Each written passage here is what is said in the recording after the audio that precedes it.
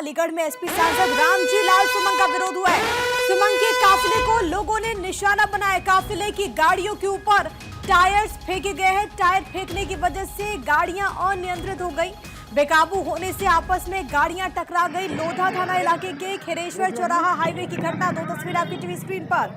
हालांकि जानकारी यह है कि बाल बाल बचे रामजी लाल सुमन। ये तस्वीरें आपको दिखा रहे किस तरीके से समाजवादी पार्टी के राज्यसभा सांसद रामजी लाल सुमन का विरोध हुआ। और आपने देखा कि राणा सांगा को लेकर दिए गए स्टेटमेंट पर लगातार आलोचनाओं की हो रही है। हमने ये भी देखा था कि आगरा में किस तरीके से उनके आवास का घेराव हुआ, लेकिन जाहिर है कि ये जो तस्वीरें सामने आ रही है वो चिंताजनक भी हो जाती है। दो तस्वीरें आपको दिखा रहे हैं। विरोध करने का ये तरीका बिल्कुल भी उचित नहीं है। सुमन के काफिले को लोगों ने टारगेट बनाया, निशाना बनाया। खबर यह है कि काफिले की गाड़ियों के ऊपर टायर्स फेंक दिए गए हैं। आप इन तस्वीरों में देखेंगे आगे की तरफ बैठे हुए हैं सांसद रामजी लाल सुमन। टायर फेंकने की वजह से गाड़ियां वहां पर बैलेंस बिगड़ जाती है गाड़ियों की। और खबर यह है कि बेकाबू होने से आपस में गाड़ियां एक के बाद एक कैसे टकरा जाती है। आप इन तस्वीरों में देखिएगा कि गाड़ियों का जो आगे का हिस्सा है वो यहां पर क्षतिग्रस्त हुआ है।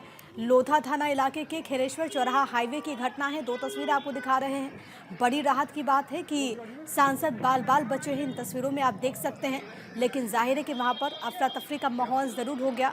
हमारे साथ हमारे सहयोगी वसीम इस वक्त तमाम जानकारी के साथ कनेक्टेड है। वसीम, फिलहाल ताज़ा अपडेट्स आपके पास क्या कुछ है? क्या कार्रवाई हुई है? समाजवादी पार्टी सांसद की स्थिति क्या है अभी?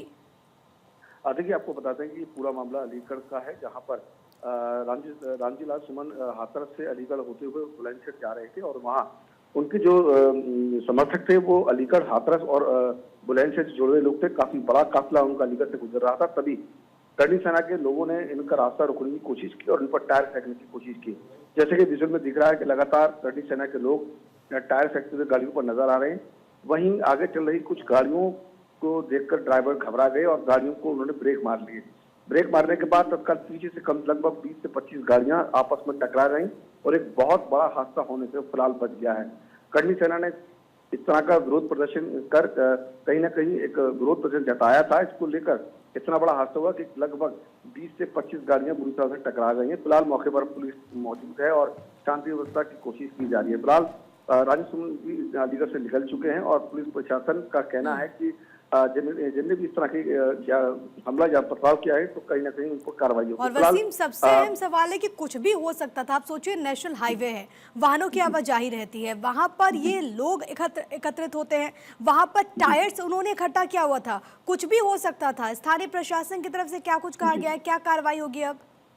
देखिए, वर्तमान में अधिकारियों से अगर बात की गई तो अधिकारी कह रहे हैं कि इस पर जांच होगी। और सबसे बड़ी बात है कि अधिकारी की बड़ी लापरवाही रही है कि जब मालूम था कि रामजी सुमन जो विवाद इन पर पहले से ही चल रहा है, करनी सेना लगातार इनका विरोध प्रदर्शन करती हुई नजर आ रही है, तो क्या इनको मालूम नहीं था, अलीगढ़ प्रशासन को मालूम नहीं था कि इस तरह की गड़बड़ी यहाँ हो सकती है?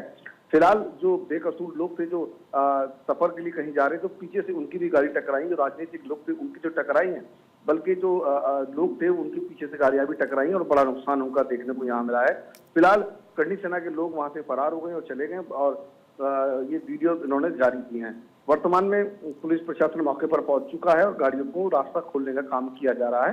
फिलहाल वर्तमान में समाजवादी पार्टी के जो कार्यकर्ता हैं उनमें कहीं ना कहीं गुस्सा देखा जा रहा है और वो इस तरह की कार्रवाई पर कार्रवाई करने की बात कह रहे हैं और पुलिस प्रशासन मांग कर रहे हैं कि ऐसे लोगों के खिलाफ कार्रवाई होनी चाहिए। फिलहाल करनी सेना पीछे हटने का नाम ले रही है। उन्होंने कहा कि विरोध प्रदर्शन लगातार ऐसे ही रहेगा और वह लोग करते रहेंगे।